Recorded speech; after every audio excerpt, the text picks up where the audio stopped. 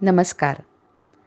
वंदनीय दादांना आपण सगळ्यांनी प्रत्यक्ष रूपात बघितलं नसलं तरी दादांचं अस्तित्व आपल्याला आपल्या आयुष्यात जाणवत असतं. प्रत्यक्षपणे आपल्याला हळूवार जो आनंद देत असतो, तो वारा आपल्याला दिसत नसला तरी त्या वाऱ्याची झुळूक आपल्याला जाणवते. तसंच दादांचं अस्तित्व आपल्या सगळ्यांच्या आयुष्यात आहे. आपण सर्वांनी आपल्या अनुभवातले दादा जाणले आहेत किंवा आपण पुस्तकांमधून जे वाचले आहेत तेवढेच दादा आपल्या सर्वांना माहिती आहेत.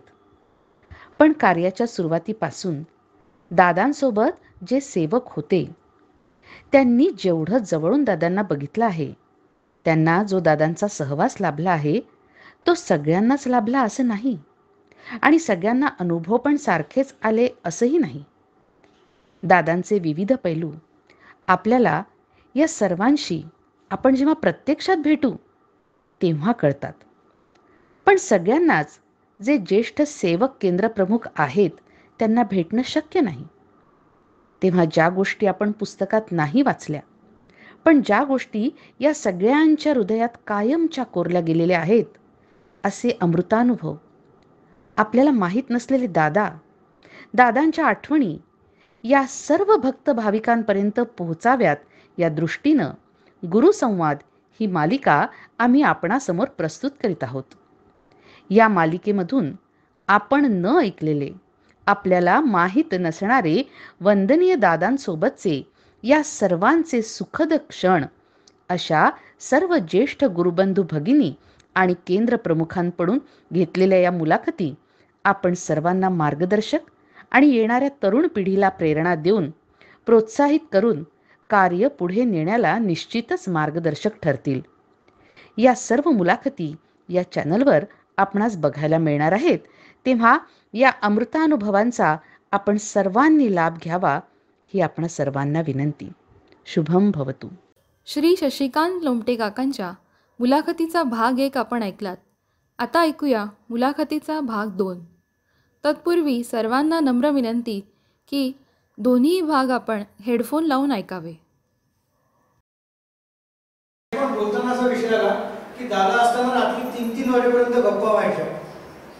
मग तो विषय काय असायचे, म्हणजे कुठले विषय ते एक्सचेंज व्हायचं बॉस? दादा आर्ट करायचं महाराष्ट्र स्कूल आहे समोर, तिथे आर्ट करायचं आणि रात्री 3 पर्यंत असायची. सांगायची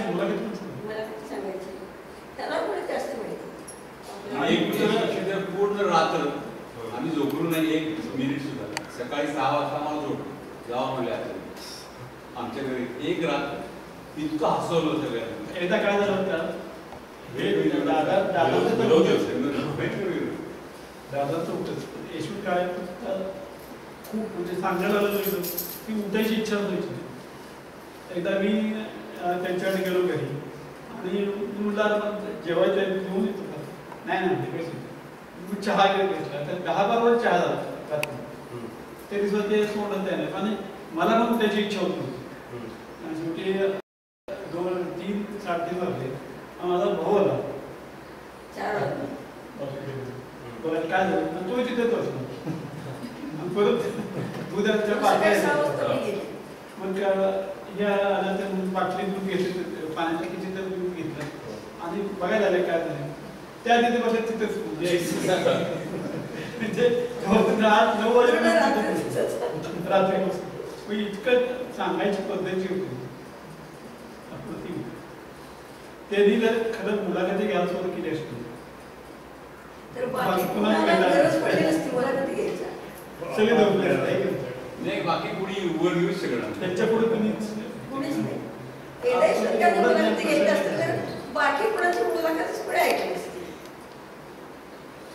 आता आपल्या बोलण्याच्या विषयामध्ये यशवंत काळे नाव खूप येत आहे. बायचान्स यशवंत काळेंची मुलगीचे आपल्या सोबत आहे. आम्ही काय घेतलं भाग्यवंत आणि त्यांचा सहवास मिळाला हे आमचं भाग्य. यशवंत दादांचा तर मिळाला काय प्रश्न, दादा तर सूर्य होते आणि दीपदादा चंद्रसारखे होते. त्यांच्याकडे गेले की इतके शीतल की शांत होते. दादांकडे काला म्हणजे आपल्याला त्यांचे देवदास भीती वाटायची. कारण आले आम्ही काय केलं वरती गेलो द्वारकामध्ये त्यांच्या त्या रूमच्या बाहेर त्या दादाशी बसून ते कोणतरी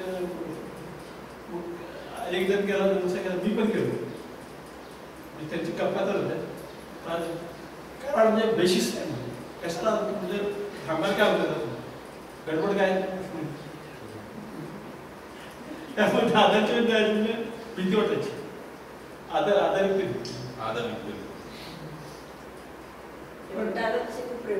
दादांचा सर्वच मिळाला आणि त्यावेळेला आमच्या बँकेत आलं गेलं तर तेव्हा घरी पण आले होते बँकेत असं तो खूप रस्ते झाला आणि त्यानंतर काय झालं आता सांगायला हरकत नाही की त्याच्या आधी एक तिथं 83 नंबर झाले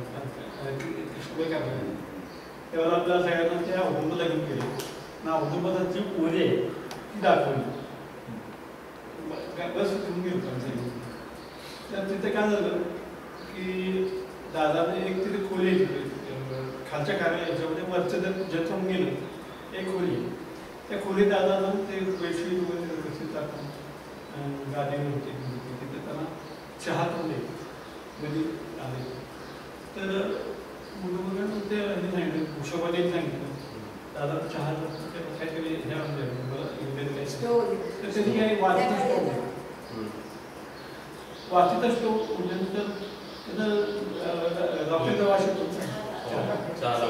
मला शोधते म्हणजे अहो काय करू ते तुमच्या या कसं सांगायचं म्हणजे एक मुलं वगैरे मी कसं बोलणार तर डॉक्टरचं स्टॉल हे दिला आहे म्हणजे गॅस कुठे आणाल काय करा मग हिच्या बहिणीच्या मुलीकडे गॅस होता तो गॅस शेगडी सगळं असायची मग दादा मुलगा असायचं मग त्यांचा चहा व्हायचा आता साधी गोष्ट आहे काय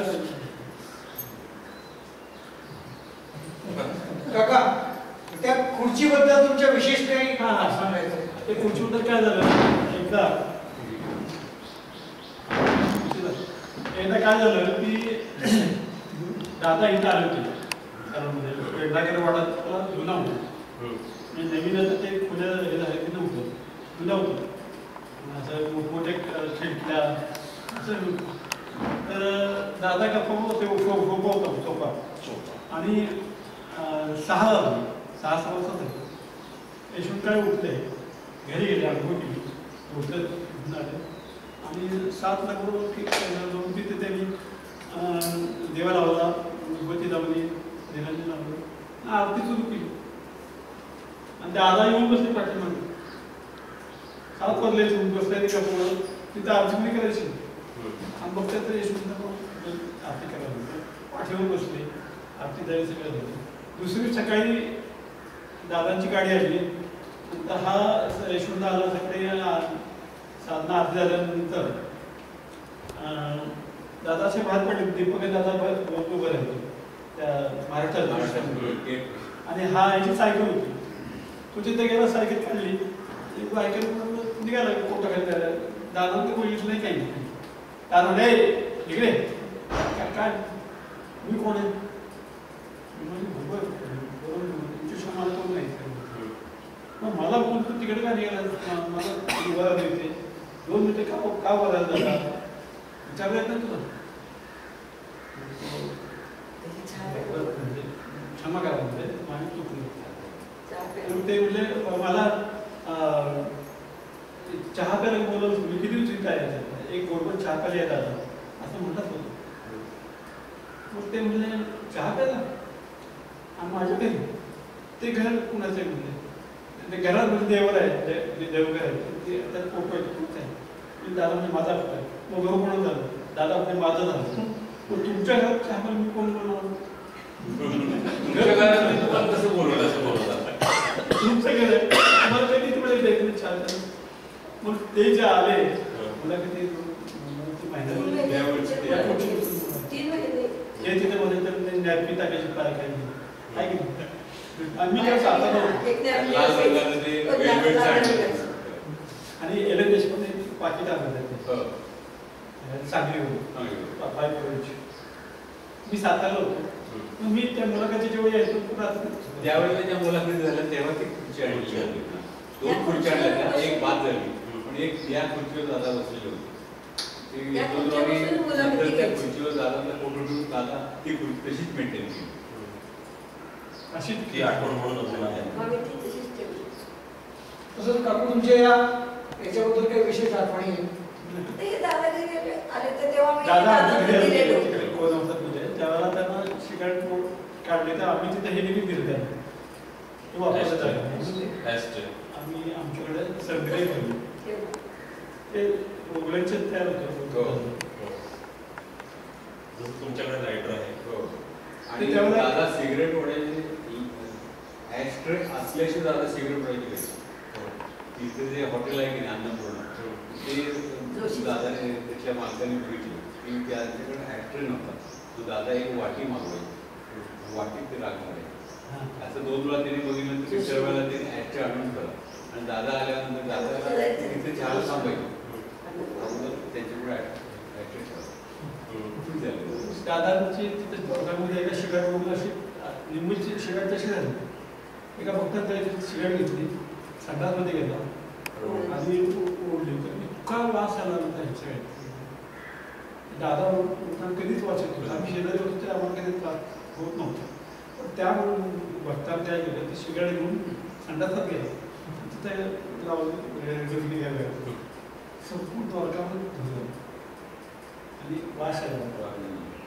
आणि आमच्या घरी दादा आले होते त्यावेळी काय झालं की आम्हाला काय होतं दादा आता घरी ते म्हणजे काय भाग्य आणि मग हिने त्या साखर दुधाचं चहा केलं, दुधात साखर टाकली. दादा चहा प्यायला दिला. दादा म्हणजे काय वाचून आणली का नव्हती पुन्हा काय केलं ती गेली परत ती त्या तिची चहाची पूड होती त्या साखर अडकली त्यातच त्यांनी पाणी टाकलं परत साखर त्यात राहिली. काय आम्ही दादा काय सुचत काय सुचत नाही, काय करू काय काय करू नाही, काय त्याच्यानंतर आम्ही सगळे चालू मग काय तिकडे मुलाखत होती. आता काहीही करू नका. आत्ताच त्यांच्याकडनं बासुंदी घेऊन आलेलो आहे. आता इतक्या काही घेऊ नका. आठवते का? लिप्टन ग्रीन लेवल हा एकदम पातळ चहा असा पातळ. चालायला लागत एकदम पातळ. आता सांगतो पण हे झालं. नाही दादा नंतर दादा आठवण म्हणत नसताना दीपा दादा मी आम्हाला एकदा बोललो होतो येशून खायला. त्यांच्याबरोबर मी गेलो.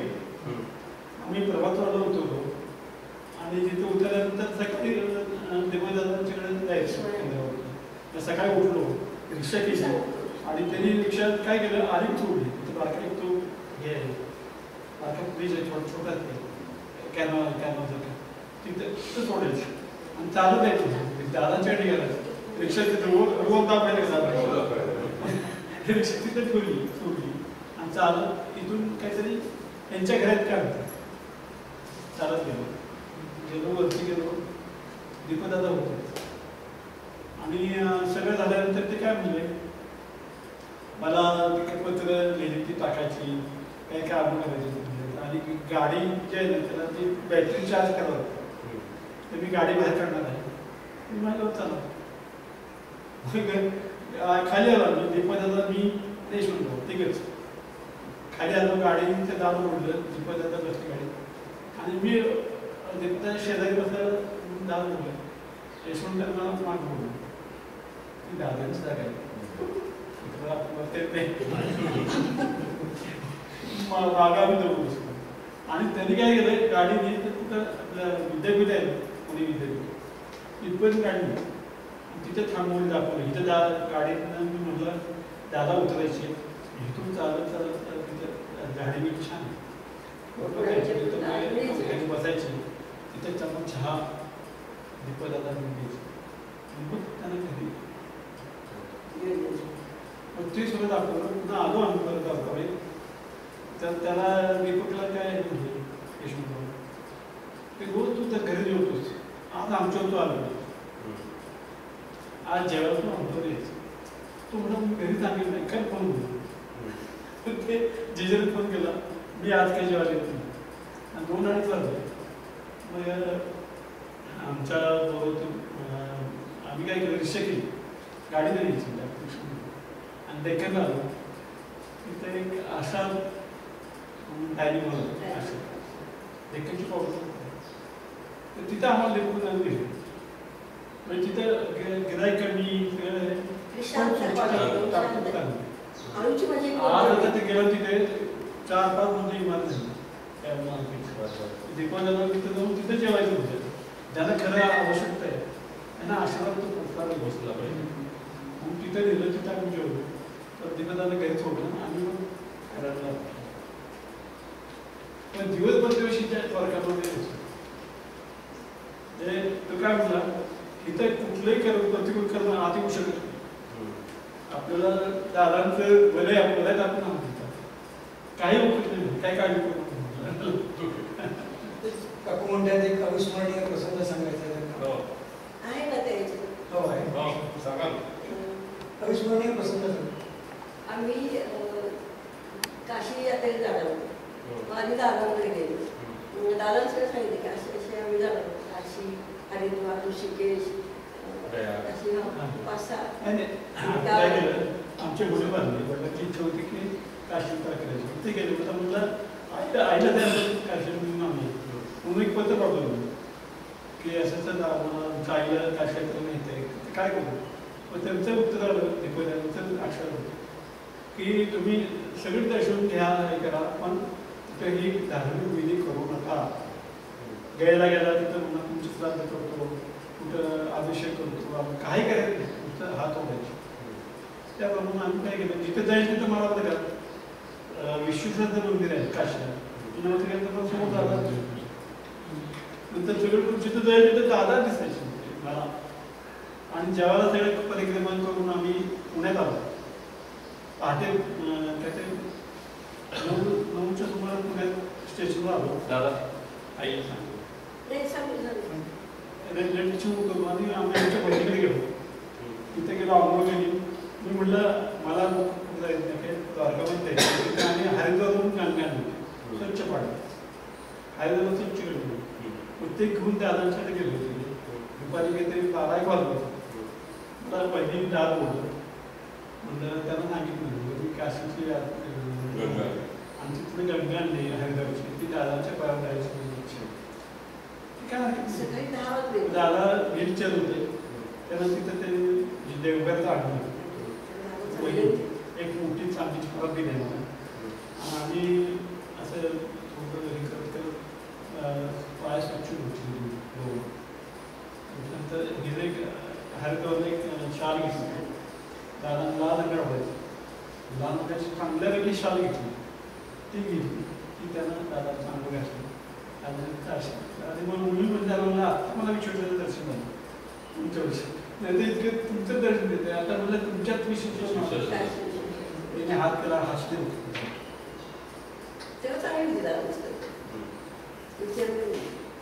ते तीर्थ मग सगळ्यांना वाटलं काशी तीर्थ घ्या दादाची पावलं तीर्थ अजून प्रसंग क्षेत्र शिक्षण आम्हाला म्हणजे दादांचं जे सेमिनार होतं 10 दिवसाचं गोव्याला ते म्हणजे आमच्या गुरुभगिनींसाठी माहेर होतं माहेर होतं आणि काय म्हणतात त्याला परवणी आमच्या दृष्टीने ती परवणी होती कारण सासऱ्यांना 10 दिवस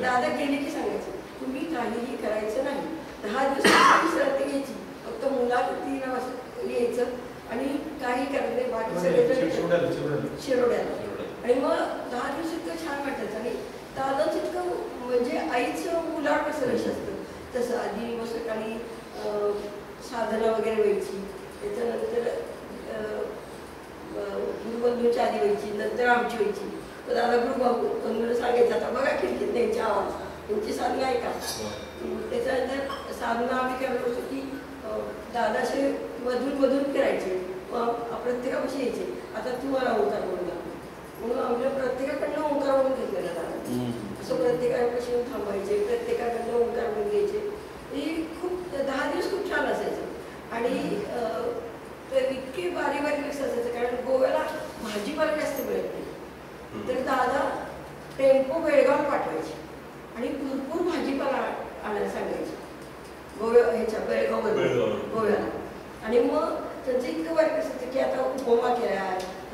सोंग्यामध्ये मोठा घातलीस का, कारण थंडीमध्ये सेमिनार असायचे.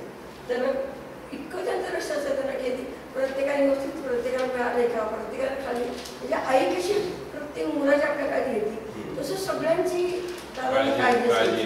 आणि इतकं छान सेमिनार व्हायचं ना की म्हणजे दिवस वार तारीख काही जी कोणाला माहिती असेल पूर्ण सगळं विसरून जायचं.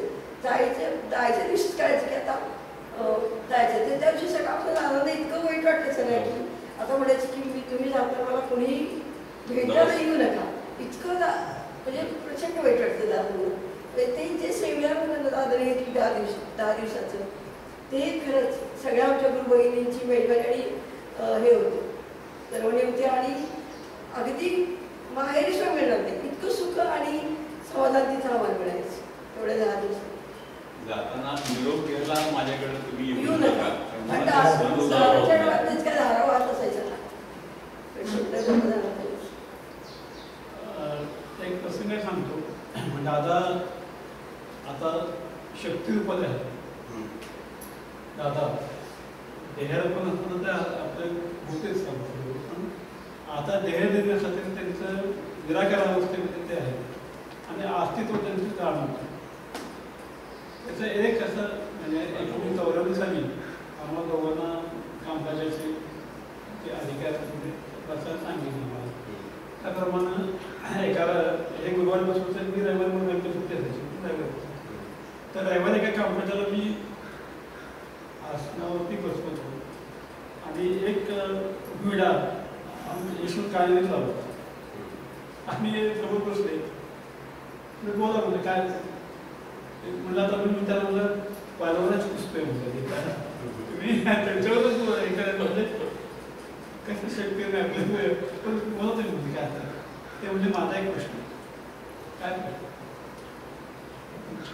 तर काय प्रश्न ते म्हणले की असं आहे की सध्या एड्सची साथ आहे. एड्स आणि एड्समुळे काय होतं की बरेच लोक आजारी पडतात तो लोक जातात. त्याला काहीतरी असं औषध मिळालं पाहिजे की त्या लोकांना त्यातनं त्यामुळे मला बापशेचं काय म्हणते की आता लेफ्ट निघालो तर स्वतःला त्याला तो एड्स इतकं हे. तर मी आता शाम दादाला म्हटलं प्रार्थना केली काय दादा काय सांगायचं तुम्ही सांगा. तर तेवढ्यात काय झालं गुरुशक्ती म्हणतो दादा शक्ती कशी असते. बाहेर मंदिराचं कळस आहे तिथं असं गोल इंद्रधनुष्य काय इंद्रधनुष्य 7 रंगाचं त्या मंदिराच्या वर तो कळस आहे. कळसाच्या वर मी प्रत्येक बघितलं मला यशवंत बाहेर बोलून इंद्रधनुष्य नेहमी ते पूर्ण इंद्रधनुष्य शक्तीला आव्हान केल्यावर शक्ती प्रगट झाली आणि ते निराकरण त्यांना सांगितलं ते. आणि त्यांना एक औषध सापडलं आपल्या मंदिराच्या शेजारी तिथेच ते खाली असं भाजी करतात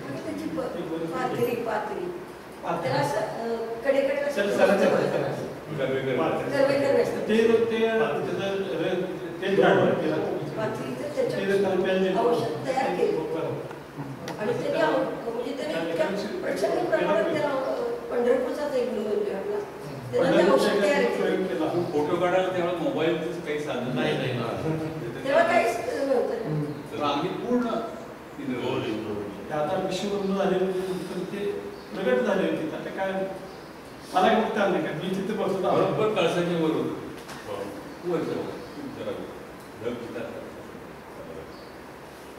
आम्ही डोळ्यांनी बघितलेलं आहे. शांती काय दादा काय तुम्ही केले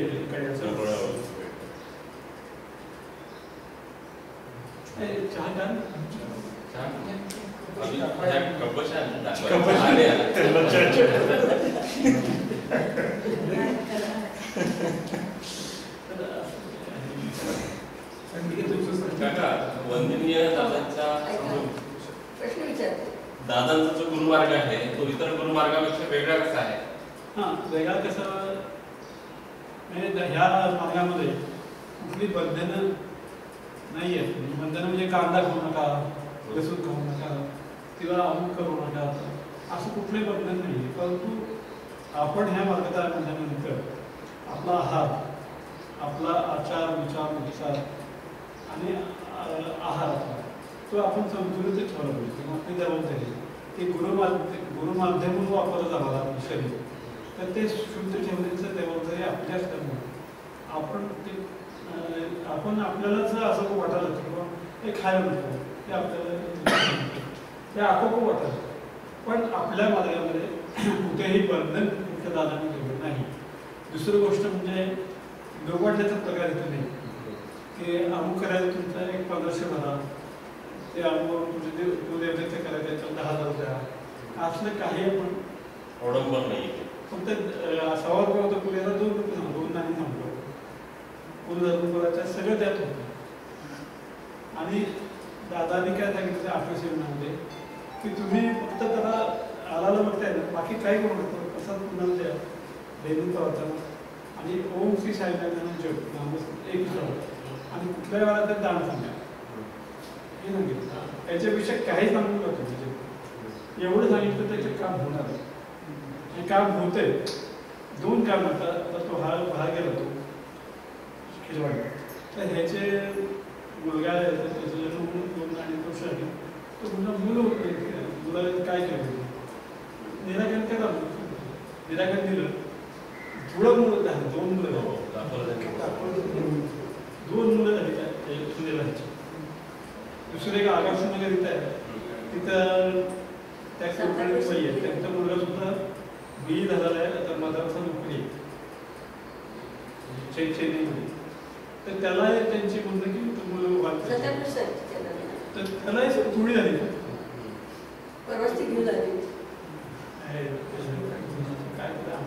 कुलकर्णी हे काय आप्पा हे शाळेत त्याच्यामुळे ते वाढत आरती करायचं युनिव्हर्सिटी. हे जे घडते ना ते त्याला काही नाही करता, म्हणजे त्याला काही आपण करा लागत नाही. नाही हो तुमच्या घडलं नाही, 2 मूल पाहिजे म्हणतात तुम्ही, 1-2 मुलं झाली त्या नातवंड. नाही आम्हाला तर तुम्हाला सांगितलं का नाही, आम्हाला इतकं मिळालेलं आहे की भरभरून आमच्या घरात 7 मुलं आहेत. आमच्या ह्या पिढीची ही 7 वाराची 7 आहेत. म्हणजे एक सोमवारी सुरुवात आणि असं फ्रेंड सर्कल झालेलं आहे. म्हणजे तिघा भावांना 7 मुलं आहेत आमच्या घरात. ती अशी 7 वाराची 7 मुलं आहेत. सगळ्यांची नावं अवर नाही. आनंद, अंजली, अनुपमा, अमृता, त्यानंतर ओंकार, अभिषेक आणि एकता. सगळी मंदिरात काढलेली नाव आहेत आणि सगळी कवर नाव आहे. भरपूर म्हणजे काय काही आपण बोलू शकत नाही इतकं आहे. आईने इतकी सेवा केली आहे, मिराकल आहे आपल्या घरात, जादू आहे. यांच्या वडील शक्तीपीठ स्थापनेच्या वेळेला आमच्यावर आले साईराम 14 एप्रिल 1983. ही पादुकांची पूजा करायला गेलो होतो दादांच्या, मी आणि माझी मंडळी. दादा यांच्या घरी नाही पादुकांची पूजा करायला गेलो होतो. दादा गेल्या पादुकांची पूजा व्हायची ना, ती तारीख मिळाली होती आम्हाला. त्यावेळेला ऍक्च्युली माझ्या मंडळीला जायचं नव्हतं, पण तारीख मिळाली होती. हे मला पण माहीत नव्हतं की तिला त्यावेळेला काहीतरी असा प्रसंग आहे. तर त्यांनी काय बायकांनी असं गोळ्या वगैरे काही खातात ना, तर तिने गोळी खाल्ली आणि आम्ही गेलो. गेल्यानंतर आदल्या दिवशी प्रिन्सिपल आहे तिथं माझा मित्र भारतीय विद्यापीठात, त्याच्या घरी जाऊन आम्ही रात्री राहिलो. सकाळी त्यानं स्वतःची कार दिली, पण आम्ही तिथं पोहोचलो त्याच्या आधी पूजा चालू झाली होती. नंतर आम्ही तिथनं निघालो, आम्ही मागं बसून पूजा म्हणजे हे केलं. नंतर आम्ही परत आलो, झालं आम्हाला काही मिळालं होतं कधी. नाश्ता करायला बसलो त्यावेळेला तिने मला सांगितलं की असा असा विषय झाला. म्हटलं नाही हे म्हणजे योग्य नव्हतं ते म्हणजे. तर मग नंतर आम्हाला ज्यावेळेला दुसरी तारीख मिळाली त्यावेळेला मग आम्ही इथनं पहाटे निघालो, तरी आम्हाला ते अभिषेक करायला मिळाला. म्हणजे त्यांच्या मनात काय असेल ते त्यांचं ठरवलेलं असतं. त्यांचं आपल्या हातात काहीही नसतं, फक्त आपण त्यांच्या पायावर लोक ठेवायचं. शरणागती पत्करायची तिथे संपला विषय, बाकी काही करायला लागत नाही. यांचं ग्लासवेअरचं तसं दुकान आहे, तसं त्या पूर्वी ज्यांची वडील होतं तेव्हा हवाई स्लीपर वाटायचे वगैरे ठेवायचे ते. तर एकदा आमच्याकडं दादा असताना मी दीपक पंत काळे मी असं दादा म्हणे मला स्लीपर घ्यायची यांच्या दुकानात. ते कारण यांच्या दुकानात जाऊन दादाने स्लीपर घेतली. हो, त्यावेळेला 17 रुपये 95 पैसे स्लीपरची किंमत होती. आणि यांचे वडील पैसे घ्यायला तयार नाही. दादा म्हटले तुम्ही पैसे घेतले तुम्ही स्लीपर घेणार नाही, माझ्याकडे तुम्ही पैसे घेतले काय 17 रुपये 95 पैसे. आत्ता हे जे बोलले ते आमचे कराड केंद्राचे सेवक शंभू खेलवाडी म्हणून त्यांच्या घरी दादा येऊन गेलेले. त्यांच्या मुलाचं नाव दादाने ठेवलेलं आहे. दादा आजारी असतात. दादानी कडेवर घेतलं तुला मग सांगितलं 1989. दादा जे शक्तिरूप झाले म्हणतात. आता इथं कोविडचे जेव्हा झालं तो कामकाज बंद होतं, तर त्यावेळेला फोन होतं लोकांची नाव. आता अलीकडे एक काय सांगतो, मागच्या आठवड्यात 2 आठवड्यापूर्वी कोल्हापूरला आमचं केंद्र आहे, तिथे एक कामकाज झाला. एक मुलगाला म्हणाला, मोठा मुलगा म्हणजे 17 वर्षाचा मुलगा, त्यांचा फोन आला की असं आहे ते बोलत नाही, काय करत नाही, त्याला काय करायचं. तर त्याला सांगितलं ना की तुम्ही ताबून ताबून द्या म्हटल्यानंतर ताबून दिलं. आणि विशेष मी तो बोलत होतो, त्याला नाव सांग, मी सांगतो ताबून द्यायचं नावाचा उच्चार त्यांनी केला. आमचं ते सगळं अंतर पुन्हा तिथे बसल्यानंतर मला म्हणून निराकरण काय सांगितलं, तर म्हटलं दैनिक प्रार्थना 21 वेळा नामस्मरण सांग. तर त्याने सांगितलं मी सांगतो तुला त्या नामाचं म्हण ओम श्री साई. तर तो म्हणाला होता त्या संता पद्धतीने. पण आता एवढं चांगलं झालं म्हणजे आठवड्यात 10 वाजून झाले एवढं प्रचंड बदल झालं पाहिजे. काल आपल्या तर फोन करतो हो गाडीला सातारला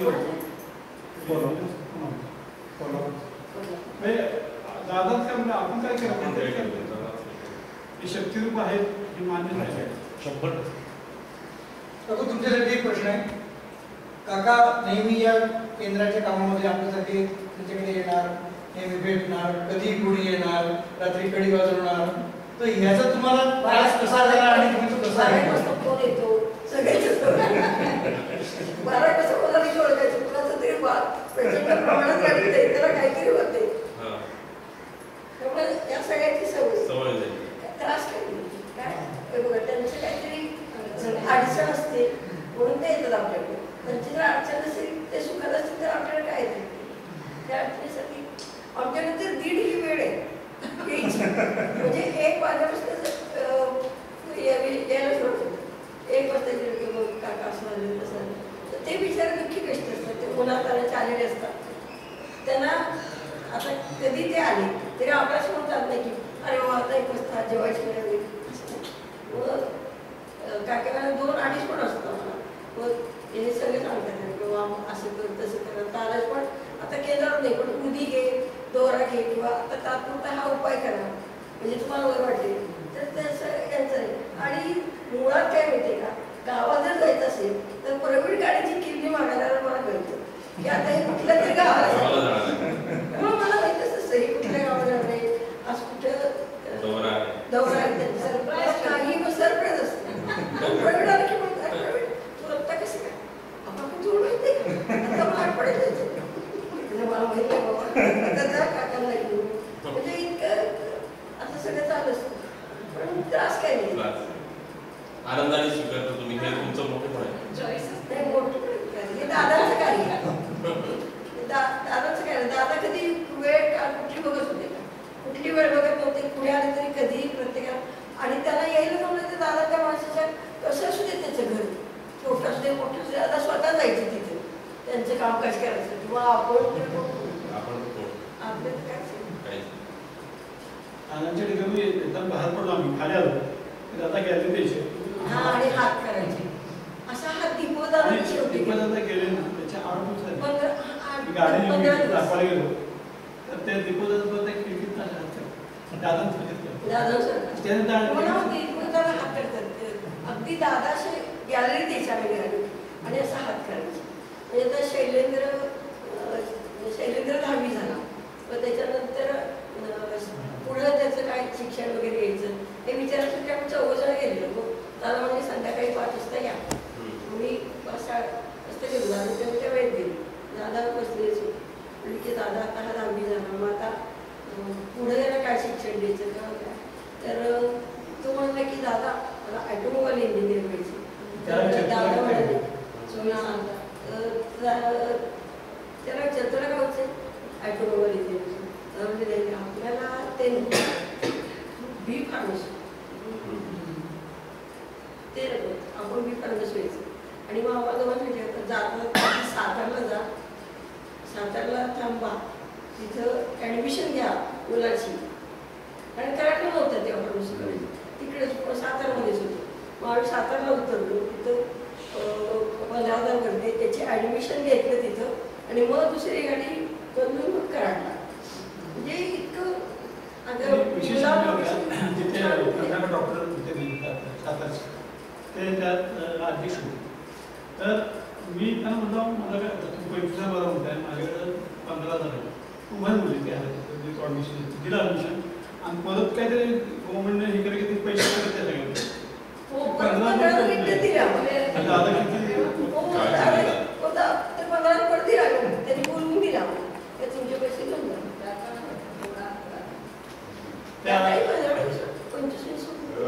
सातारला असताना यशवंत मुलगा पुण्याला गेला तर द्वारकामध्ये विटा ठेवून मस्त यायचं तरी पुन्हा बोलायला प्रयास काय. त्याप्रमाणे मी आमच्या कामातून गेल्यानंतर द्वारकामध्ये दुपारी 4 वाजता गेलो. विटा ठेवला घेतली आणि मुली गेला पण नव्हतं असं ते मुलं ते काय नमस्कार केला आणि खाली आलो. खाली आलो लगेच आता आपण रिक्षा करण्यापेक्षा थोडं चालतो तर जरा त्या प्रभागाला लागलो. 15-14 किलोमीटर जायच्या अलीकडे स्कूटरवर दिपतात आली पाहिजे. म्हणजे आज तू आता येऊन गेला थांबला नाही काही, दादा तुला हाक मारतो. म्हणजे आपण कसं तंतोतंत पाळलं होते की दादाने हाक मारतो. पुन्हा गेलो परत ते म्हणजे अरे तुला तू त्रास होते. म्हणजे मी इटालीमध्ये हे आणलं औषध वापरलं, त्यांनी ते काढलं औषध वापरून असं लावलं मला स्वतः. ते काय काढलं हे कर बरोबर एवढं फोन काढणार आणि ते त्यांच्या खोलीत आणि मी इकडे बाहेर देवघरातून खाली आलो. त्यांना कसं कळलं म्हणून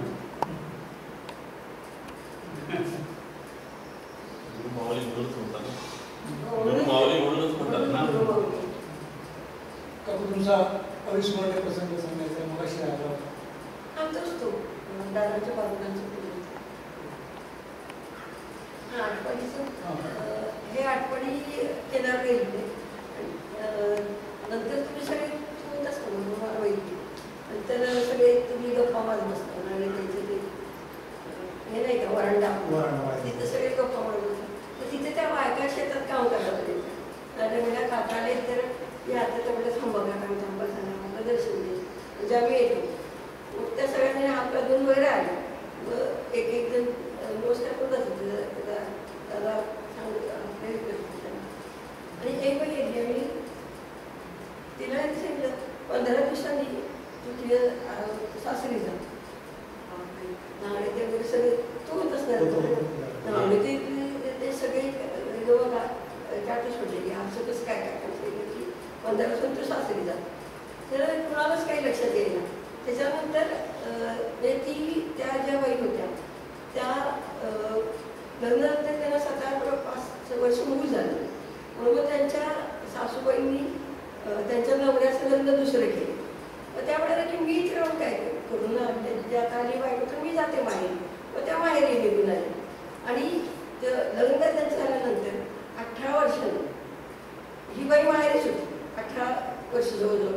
त्या बाईंना 2 मुलं झाली, एक मुलगा झाला, एक मुलगी झाली. मुलगी काहीतरी 13-16 वर्षाची, मुलगा 15-16 वर्षाचा. आणि बरोबर 15व्या दिवशी तो माणूस गाडी घेऊन आला की यांच्याकडे. ती बाई वाढली आणि अचानक म्हणजे मुलगी 14-15 वर्षाची मुलगी आपण आणि मग ते म्हणले की आई-वडील म्हणले की आता परत तरी दुसरं लग्न कसं घ्यावं तर तुला कोण मुलगी देणार नाही, लग्न करून त्या मुलांना प्रेम कसं मिळणार, तर तू आधी तिला विचारून येते का ते सासू असे म्हणाले. मग ते गाडीवर आधी कळाला आणि मग त्यांनी विचारलीस की असं असं झालेलं आहे. म्हणजे त्याला कळलं होतं, जवळच गाव आहे, तर त्यांना कळलं होतं की त्या बाई गेल्या वगैरे असं. मग त्यांनी सांगितलं की हो मी लिहायला आणि असं असं झाले, तर तू येतेस का बरं माझ्याबरोबर, मुलं लहान झाले, मुली त्यांना आईची प्रेम मिळाली ते काय ना, तर त्यामुळे चालून नाही तर काय भावाकडेच राहत त्याच्या, त्यामुळे त्याला वीस तयार झाले. पण सगळ्यांना इतका शरद धक्का बसला की जी बाई 18 वर्षामध्ये त्यांना आता काकाला शरद दिला 15 दिवसाला तुला नवरा घेऊन जाईल, म्हणजे ते सगळ्यांना आश्चर्यच वाटले की असं कसं काय काढले. पण ते झालं म्हणजे दादांनी सांगितले त्या बाईला आधी 15 दिवस की आता तुला नवरा नेला येणार आहे. ती बाई 18 वर्षानंतर परत सासरी बाई काय असते ना, दादांचं काय असेल एखादी बाई असते त्याने परत लग्न केलं तर गेली नसते, पण तिला त्या मुलांची आई त्यांना मिळेल माझ्या जाण्यामुळे की आम्ही दुसरी बाई बघितलं तर एवढं प्रेम मिळणार नाही. पण तू कसं तुझी आणि माझी आधीपासून आपण स्वतः कसे एकत्र राहिलेलो आहे आणि माझ्या आईवडिलांना पण तुझी हे आहे सवय आणि ते ठेवा त्या त्या मला नाही तर मी लग्न दादांचीच दादांचीच परत की तिथे जाणार आणि त्याने न्यायला येईल. यात अजून हे आहे की त्या बाईचं काय लाईफ असेल ते होईल, त्या माणसाचं काय लाईफ असेल ते होईल, पण दादांच्या बरोबर जी राहिलेली माणसं आहेत ती पण त्या उंचीचा एक निरोप त्या बाईला देऊ शकतात की त्यांनी तिचं भविष्य करू शकतं. हे सुद्धा आपल्यासाठी नव्हतं. खरंच आमच्या प्रवासामध्ये काय अनुभव आला सांगतो. आम्ही काश्मीरला गेलो, आम्ही दोघं आणि काय म्हणजे दोघं भाऊ बहीण असे एक 2 नंबरचा भाऊ त्याची बायको आम्ही असे 4 जण पुढे गेलो. नंतर जयश्री बेलापुरे ते काय झालं गेल्या त्या दिवशी प्रवास झाला, येताना इतका भरपूर पडायला आला, पाऊस पडत जोरात आला की बस त्या जम्मू आणि श्रीनगर मध्ये आता बोगदा आहे, त्या बोगद्यातले जे हे खाली पडलेले बोगदा बंद झाला, जायच कसं आमचे रिझर्वेशन केलेलं होतं जम्मू ते पुणे असे गाडीचं रिझर्वेशन. आता आम्ही काय त्यांना म्हटलं आम्ही एका ठिकाणी उतरवतो तिथे जेवण घ्यायला बर्फ पडतो सारखा. मग मी त्यामध्ये प्रार्थना सांगतो जे आपण म्हणजे मग देशाची प्रार्थना आहे राष्ट्रप्रधान मी सांगितली, मला एक म्हटलं एखाद्या शब्द कुठे जाऊन मी त्याची सांगितली आणि त्यांनी म्हटली काय करतो मग ते करता पण त्या साठ्यामधून सातात त्यांनी काय केलं पुण्याला फोन केला बहिणीला आणि तू विमान तिकीट काढलं म्हणजे श्रीनगर ते जम्मू तिकडे काढले तिथं व्हॉट्सअप याच्यावरती पाठवून दिलं त्याला आणि त्याला आम्हाला म्हणजे आता रेल्वे स्टेशन जाता डायरेक्ट आपण विमानतळावर होतो, विमानतळावरती गेलो आम्ही विमान थांबलो होतो आपल्या बॅगेवर त्यांनी काय चेक केलं काय त्याच्यात टाकून ते विमान टाकलं आणि विमान आला ह्याला जम्मूला आला त्या 1 तासात आम्हाला रेल्वे बरोबर स्टेशनला गेलो रेल्वे बसतो पुण्यात आलो. हे इतकं चमत्कार घडला तेव्हा आम्हाला 4-5 दिवसाचा मुक्काम काय एवढा त्याच्यानंतर ती लास्ट ट्रेन त्याच्यानंतर 12 दिवसांनी विमान पण आले लास्ट आमच्या विमान पण विमान आलं तोपर्यंत बर्फ प्रचंड प्रमाणात पडत होतो आणि आमच्या 12 दिवसात आमची काय हालत झाली असते. पण दादाबाची कृपा आणि इतकं बर्फ पडतं आणि सारखं विमान असं हलायचं तर त्या सातारचे डॉक्टर जाधव त्या आणखीन एक ते 3-4 जणी यांच्या गावाकडे त्या बाई 2 जणी वगैरे अशा तर ते सारखं आम्हाला असं हात पकडून ठेवायचं पण किती भीती वाटते कसं व्हायचं आवडलं घाबरू नका आपण व्यवस्थित जातोय ते बर्फ पडते किंवा हवा सुटते त्यामुळे ते विमानात थोडंसं हे होतं पण चिंता करू नका आपल्याबरोबर दादा बाबा आहेत आपण व्यवस्थित जाणार आणि काही अगदी त्यांनी व्यवस्थित झालं आम्ही व्यवस्थित होतो आणि व्यवस्थित घरी होतो म्हणजे आणि आपण करतोच ना, आपण कधी जायचं आणि कधी यायचं ते दादाला सांगूनच जातो. त्यामुळे आम्ही परफेक्ट त्या ह्याच्यात ते सगळं सांभाळतात दादा. सांभाळ ते निघताना ते विडा ठेवताना आम्ही यादी करून ठेवतो. आमच्या ठिकाणी राहणार पहिल्या दिवशी आमच्या ठिकाणी आणि आमच्या दिवशी परत त्यांच्या विडांचे ठेवत होतो. त्याप्रमाणे सगळ्या प्रवास काका कार्यकेंद्रावर आता जे आपले सेवक येतात किंवा भक्त भाविक येतात त्याच्यासाठी तुम्ही काय संदेश द्याल तुमचा? काय की ते अडीअडचण घेऊन येतात त्यांना नंतर पुढे लागते आरतीला येतात.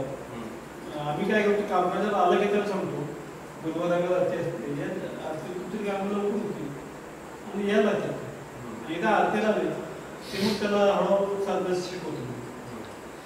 तर जे येणारे जे आहेत त्यांनी ओंकार साधना हे दिलेलं जे स्केल आहे दादांना 5 सेकंदाचा ओंकार, 3.5 सेकंदाचा पाऊस, न्यास 10 सेकंदाची, नामस्मरण 5 सेकंदाचं, त्याप्रमाणे जर त्यांनी केलं व्यवस्थित तर त्यांचा जो सूक्ष्म देह आहे स्थूल देहाच्या आपण तो विकसित होतो.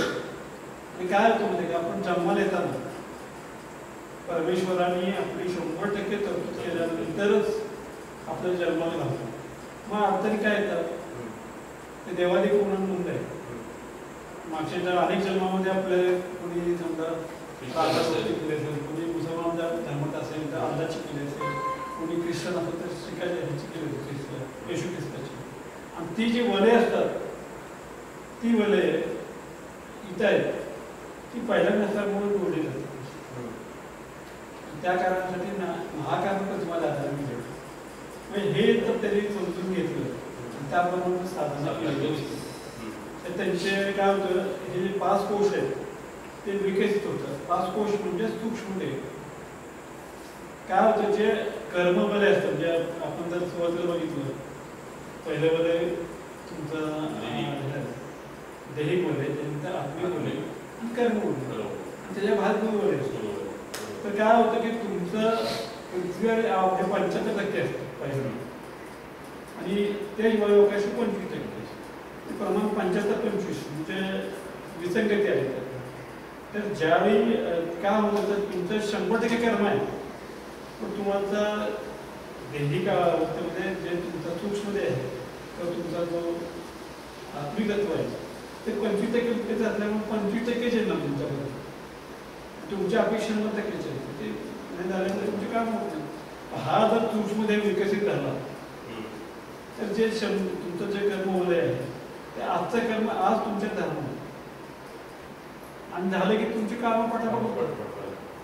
त्यासाठी साधना जर त्यांनी केली प्रत्येक केंद्र येणाऱ्या माणसाने आरतीला आपण साधना केली किंवा येऊन नुसतं तो येऊन तिथे डोकं जरी टेकलं तिथे तरी त्याचे जे कर्म तिथे जातात शुद्ध होऊन त्याच्यावर परत येतात आणि त्याचे काम पण केंद्रावरती जसं आपण कोयलेला हे जनरेटर आहे दुसरी विविध अशी इकडे येते तसं आपल्या केंद्र कार्यक्रम त्या ठिकाणी शक्तीपीठ आहे जे गुरुशक्तीपीठ तिथे सगळी शक्ती स्टोअर असते ती तुम्ही तर तिथे गेला डोकं टेकलं तर तुमच्या तुमची काम तर ते केंद्रावर यायला पाहिजे. आणि हवा आला किंवा हळूहळू त्याला आरतीची गोड लागते, साधनेची गोड लागते आणि मग त्याच्या अडचणीतून बाहेर पडतो आणि मग त्याला वाटतं की आपणही हे कार्य करावं आणि मग त्याला दादावर शक्ती करून घेतात. तर आणि दुसरी गोष्ट काय म्हणते का जे नवीन घेतात नवीन पिढी त्यांनी काय केलं पाहिजे सकाळी लवकर उठलं पाहिजे, ध्यान केलं पाहिजे, नंतर तुम्ही साधना केली पाहिजे, नंतर आहार तुमचा आहारावरती तुमचं नियंत्रण पाहिजे. तरी बंधनं नसली तरी सुद्धा आपण मिताहार घेतला पाहिजे कारण आपली विकसित अवस्था व्हायला पाहिजे. त्यासाठी आहार हे महत्त्वाचं आहे. पृथ्वीतत्व आहे ते जर 50-75% झालं तर काय कसं होणार. तर त्यासाठी आहारावरती लक्ष ठेवून आहार जरी आपलं बंधन नसलं तरी मिताहारच घेतला पाहिजे आणि सात्विक आहार घेतला ते केलं तर. आणि कुठं आपण ह्याला जातो पुण्याकडे होऊन गेल्यानंतर माणसाला भेटायला जातो तर ते प्रतिकूल बले आपल्यावर येतात. तर आल्यानंतर आपल्याला साधनेत लक्ष लागत किंवा आपण विचार केला पाहिजे आपण काल कुठे गेलो आल्यानंतर जाणून बदललं का 2 रुपये करून आपल्या हा आपला पण आत्मपरीक्षण केलं ते जर तुम्ही केलं. आणि महत्वाची गोष्ट म्हणजे नवीन जे लोक आहेत आणि साधनांना काय माहिती त्यांनी पारमार्थिक प्रश्न ते रोज आणि आपलं उत्तर देतात. नवीन पिढी म्हणते वेळ नाही असं म्हणते नवीन पिढी हे सगळं करायला आमच्याजवळ वेळ नाही असं जी नवीन पिढी म्हणते. नवीन पिढी नवीन पिढी काय आपण म्हणतो हे करा पण ते आमच्याजवळ वेळच नाही. केंद्राने नवीन लोक येतात त्याच्या केंद्रावर नवीन लोक त्यांच्यासाठी खरं काय आता त्यांचं अंश केलं ते दादाने वंश होता तो काम आपल्या अंश केला त्यामुळे पुढील पिढी जन्माला येणार ते अतिशय उत्कृष्ट आणि चांगल्या त्यामुळे त्यांना फक्त त्याचा मार्ग दाखवण्याचं काम आपण केलं. ते येताना सगळे 100% घेऊन येणार. तर ते केंद्रावरती जी सेवक मंडळी आहेत त्यांची जबाबदारी आहे की समजा एखादा कामाला उशीर आला येऊ शकतो कारण आपली त्यातून कधी कधी काय तर त्याला काय अर्थ नाही गाडी पंक्चर झाली काय काय त्याला अर्थ नाही तर ते समजून घ्यायला पाहिजे आणि त्याचं काम केलं पाहिजे. तुमच्याकडे येतं त्यांच्याकडे दादाबाबूकडे येतो तुम्ही तर म्हणता काही वेळ घेईल वाजले किती 10:30 आणि कामकाज कसं करतात असं जर म्हटलं तर तू कशाला करत होतो. त्याला जोडलं गेलं पाहिजे कशाने नाही त्याला जर आपण प्रेम दिलं तर तो कार्याशी जोडला जाईल. ते जर त्याला उद्योगपणातून त्याला बोलतं कोणी येणार नाही. ते अतिशय महत्त्वाचं म्हणजे नवीन पिढीचे आहे ना त्यांनी फक्त हे दादांचं जे काही साहित्य आहे गुरुप्रसाद आत्मनिवेदन हे जरी वाचतं ते त्यांना ते प्राप्त होणार साधन पत्रिका आहे किंवा ह्या CD आहेत आरती ऐकली आरतीमध्ये नादब्रह्म आहे शब्द ब्रह्म सगळं पंचाने दिलेलं आहे त्यांना. आरती ऐकली आरतीला जरी अटेंड झाला तरी स्वतःची काम होणार नवीन पिढीचं. नवीन पिढीचाच एक प्रश्न घेतो की ते म्हणतात वेळ नाही तर मग त्याला काय करणार. वेळ नाही म्हणतात हे सगळं करायला. वेळ नाही का दादा तर काय माहिती साधना केलं आम्ही आमचे 5 वाजून 3 मिनिटांनी लोकांना दादा म्हणजे तुम्ही काय करता तेव्हा काय इतकं त्याला नाही वेळ नाही ही लगडी सबब आहे. सिरियल बघायला वेळ आहे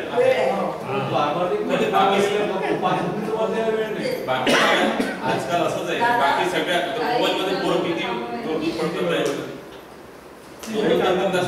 बॅटरी लो झाली तर चार्ज करायला त्याला द्यावं लागतं. आपलं चार्ज करायला वेळ पाहिजे ते द्यायलाच पाहिजे. पण लगडी सबब आहे. दादा सांगायचे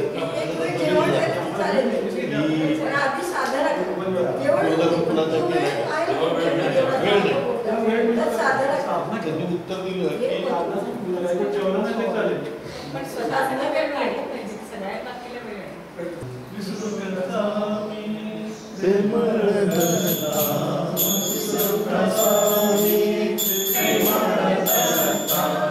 जगी जनक तो माता पिता माता पिता